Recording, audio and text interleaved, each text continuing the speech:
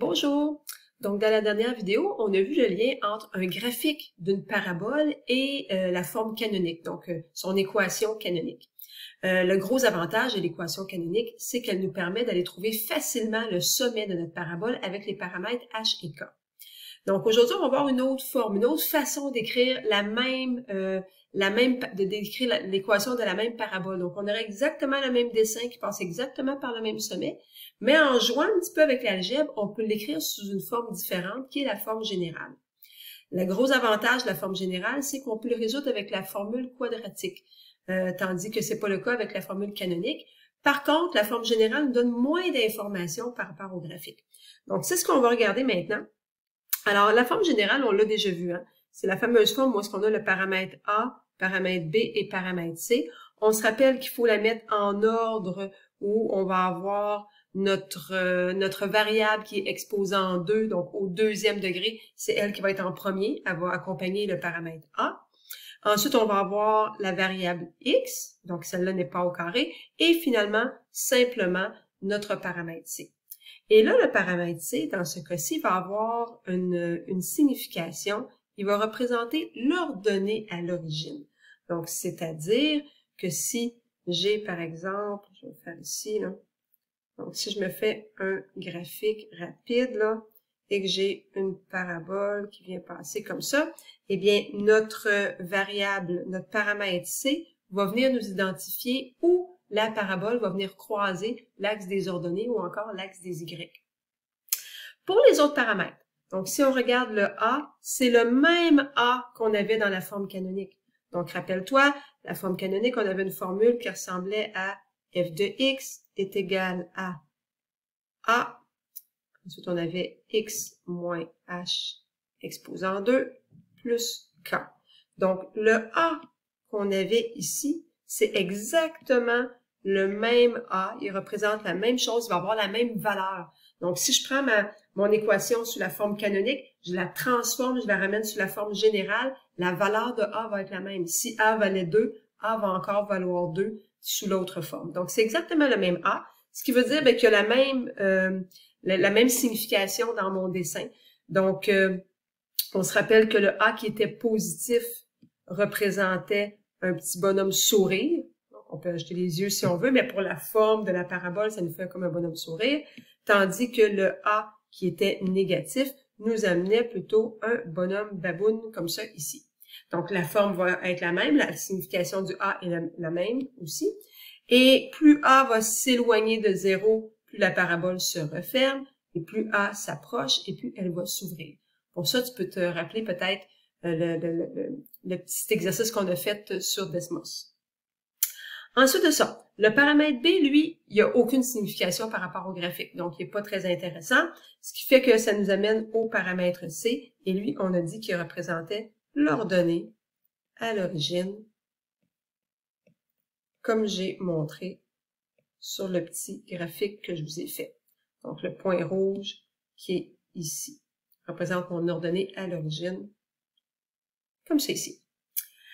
Donc, son utilisation de la forme générale, c'est vraiment d'utiliser, de pouvoir le résoudre avec la formule quadratique. Et on va aller faire un petit exemple tout de suite. Alors, si tu as simplement une équation qui est déjà sous la forme générale ici et qu'on te demande de trouver l'ordonnée à l'origine, ben, tu peux dire, ben moi je m'en rappelle, hein, c'est la valeur de C, donc mon ordonnée à l'origine est égale à 4. Quelqu'un qui s'en rappelle pas peut quand même s'en sortir. Si on se rappelle c'est quoi l'ordonnée à l'origine, ben en fait, ça va être la valeur de Y quand mon X est à 0. Parce que regarde ici, là, sur le petit dessin que je t'ai fait, là. Je vais écrire en rouge. Dans le fond, où est-ce que j'ai mon axe, mon X ici, mon X est égal à 0. Alors moi, qu'est-ce que je veux? Ben, je veux la valeur de Y quand mon X est égal à 0. Donc, si mon X est égal à 0, ben, dans mon équation en bas, je peux dire que ce que je cherche, c'est H de 0. Donc, ce que je souhaite avoir, c'est que mon X ait une valeur de 0. Ça veut dire que chacun de mes X, je vais les remplacer par 0. Eh bien, si je fais 2 fois 0 à la 2. 0 à la 2, ça fait 0. Puis 0 fois 2, ça va me donner 0. Ensuite, je vais faire moins 2 fois x, ben 2 fois 0, si mon x vaut 0, ça va me faire encore 0, et plus 4. Donc, sans même le savoir par cœur, si tu cherches l'ordonnée à l'origine, donc qui revient à dire que tu veux la fonction quand x est égal à 0, ben ça va quand même te donner 4. Donc, on vient de le prouver, si tu veux, d'une façon mathématique, qu'on peut vraiment aller faire simplement la lecture dans notre forme générale pour trouver la valeur de l'ordonnée à l'origine. Maintenant, on a dit que souvent, quand on veut faire le graphique, c'est pas super intéressant.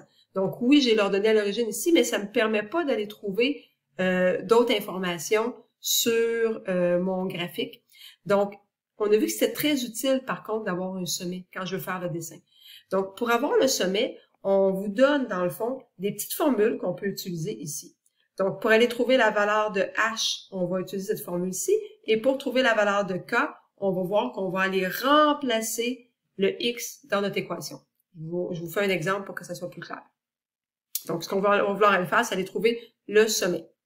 Alors, ici, on nous demande détermine les coordonnées du sommet de la fonction suivante et on a une fonction qui est là.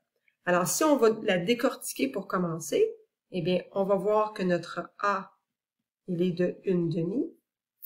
Notre B, il est simplement de 1 parce que j'ai pas de valeur devant le X. Et le C, il y a une valeur négative parce qu'il y a un moins devant, il va donc être de moins 15/2. Donc, à partir de là, je suis capable d'aller trouver les coordonnées de mon sommet. Donc, on va commencer par aller trouver la valeur de H. Donc, trouver H. Alors, pour faire ça, on va se servir de la petite formule qui dit que H est égal à moins B sur 2A.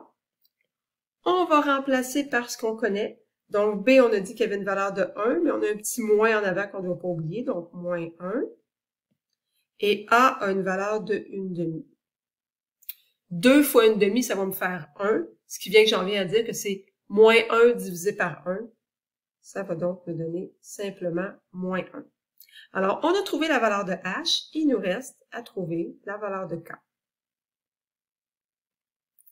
Et là, pour trouver K, ce qu'on doit faire, c'est simplement de reprendre notre équation ici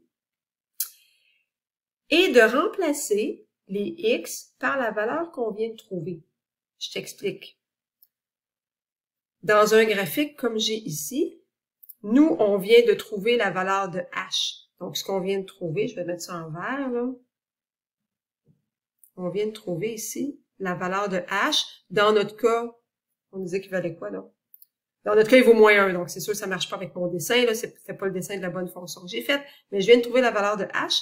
Donc, je viens de trouver la valeur de X ici. Eh bien, tout simplement, maintenant, si je prends la formule de cette parabole-là, que je lui dis que mon X, c'est la valeur de H, mais automatiquement, je vais trouver la valeur de mon K qui s'en vient ici. Donc, c'est ce qu'on va aller faire. Donc, on reprend exactement, donc, je vais juste écrire que je m'en viens trouver K. Donc, pour trouver K, je reprends exactement la fonction de départ. Donc, je la réécris tout simplement sans rien changer. Et par la suite, je vais venir remplacer le X par la valeur que j'ai trouvée pour mon H qui était de moins 1. Donc, je m'en viens remplacer X par moins 1. Je le mets entre parenthèses parce que ça va avoir une incidence avec l'exposant 2. Donc, c'est tout le moins 1 qui est à la 2. Donc, son signe est avec lui. Ensuite, le plus X va devenir plus moins 1. Et j'ai moins 15 à la 2. Donc, au final, 1/2 fois moins 1 à la 2, ça me donne 1/2. Moins 1, moins 15/2. Tu peux prendre ta calculatrice si t'es pas très bon dans les fractions pour calculer ça. Et ça devrait nous donner moins 8. Donc, je viens de trouver les valeurs de H et de K qui sont de moins 1 et moins 8. Maintenant, dans les exercices qu'on va te demander de faire, on va toujours te demander de trouver, de me dessiner le graphique. Parce qu'avec un graphique, tu peux tout faire par la suite. Tu vas être capable de répondre à toutes les questions avec un graphique. Donc, on va toujours te demander de faire un graphique. On va se pratiquer, on va le faire, le graphique. Donc, je commence par tracer mes axes. Puis, le graphique que tu dois tracer, là, il ne doit pas être précis, là. C'est un graphique souvent à main levée, où est-ce que tu vas rentrer les informations qu'on connaît. Donc là, par exemple, on a trouvé que le sommet va avoir des valeurs de moins 1 et moins 8. Je connais aussi le C, qui était de moins 15,5. Je peux me l'écrire en nombre à virgule, là. Ça va faire moins 7,5. Et autre information que j'ai par rapport au A, étant donné que mon A est positif, hein, la valeur de A ici, c'est 1/2, donc c'est un A qui est positif. A positif, bien, je vais avoir un bonhomme sourire, donc la parabole va être ouverte vers le haut. Donc, avec ces informations-là, bien, je suis capable de dire, OK, mon C va être à moins 7,5, donc mon ordonnée à l'origine. Mon sommet, lui, va être à moins 1, moins 8, donc le sommet à moins 1, moins 8.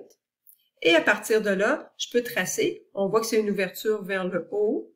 Donc, je suis capable d'aller tracer ma parabole. Et comme j'ai dit, je n'irai pas chercher plein d'autres points pour savoir avec précision. Je la trace à main levée. Mais avec ça, je suis capable de répondre à un paquet de questions. Et éventuellement, ce qui va nous intéresser, pas aujourd'hui, mais dans la prochaine vidéo, ça va être de trouver aussi les zéros de cette fonction-là qu'on va apprendre à trouver aussi. Donc, c'est tout pour la vidéo d'aujourd'hui. Alors, on parle de ça en classe.